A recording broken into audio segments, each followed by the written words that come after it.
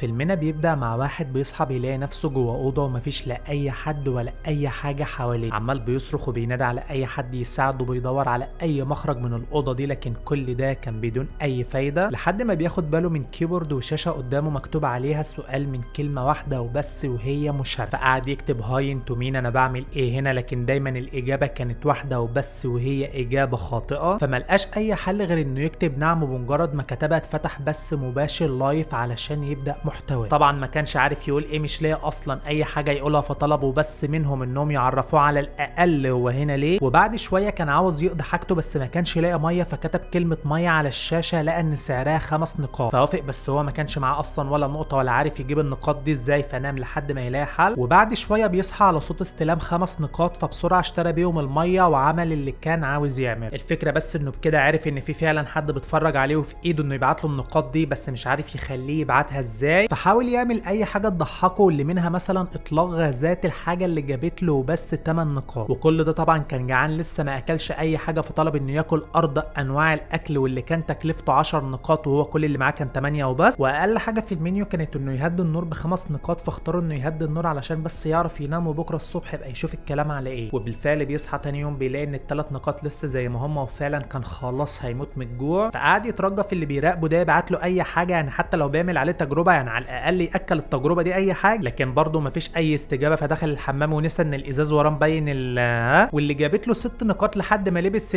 مشيها البوكسر بتاعه تاني. فحاول انه يطلق غازات تاني، ملقاش غازات جوه، فمشي على ايده زي البهلوان كده لحد ما اتلوت، وساعتها كان وصل ل16 نقطه، واللي ب10 منهم اختار ارض انواع الاكل، واللي بيكتشف لما بيوصل له انه عباره عن دراي فود بتاع كلاب. فراح للشاشه وقال لهم ان النقاط دي جايبها من عرق بس مهما كان هو عنده كرامه ومش هيهين نفسه بالشكل ده. وحاول يرجع الاكل ويسترد النقاط من تاني، لكن كل ده كان مرفوض. هو خلاص اخده، ياكله بقى ما ياكلوش هو حر. فقال لك طب طالما انا جعان وكده كده مفيش غيره قدامي، فليه ما استغلوش مثلا في ان اجيب نقاط زياده اجيب بيها بعد كده اكل نظيف. وبالفعل حط الاكل على الارض وبدا ينبح زي الكلاب وياكل زيهم ويلحس في الارض لحد ما وصل ل 34 نقطه، واللي ب20 منهم اشترى ارض انواع اللبس، واللي كان عباره عن لا مؤاخذه يعني اللي حطها على صدره وبدا يعمل اي حركات اغراء، واللي على عكس المتوقع جابوا له بس 6 نقاط. فقعد يعيط اللي هو ده اللي جابت اكتر من كده، او ممكن كان بيحاول يكسب تعاطف اللي بيتفرج، بس في الحقيقه محدش عبره. وعلى مدار اسبوع كامل فضل ينفي نفسه ادميته بكل الطرق، بيعمل اي حاجه ايا كانت علشان وبس يلم نقاط على قد ما يقدر، واللي بيهم قدر يجيب لنفسه لبس ومرتبه وافضل انواع الاكل، واللي كان برجر بالمناسبه وهو اصلا نباتي بس ده مش وقته. ومش بس كده، ده كمان جاب 3 ازايز بيره ودوه في دنيا تانية خالص، خليته يهرتل بكلام عبيط كده، واللي جاب له نقاط اكتر وقت، لكنه ما كانش مركز قوي مع النقاط دي، وبدا يكسر في الشاشه اللي كانت ضد الكسر وما اتاثرتش باي حاجه ولا حتى الازاز اللي معاه. بس فجاه الشاشه بتفصل ونور الغرفه بالكامل بيقلب احمر، وما كانش فاهم طبعا في ايه اتغير او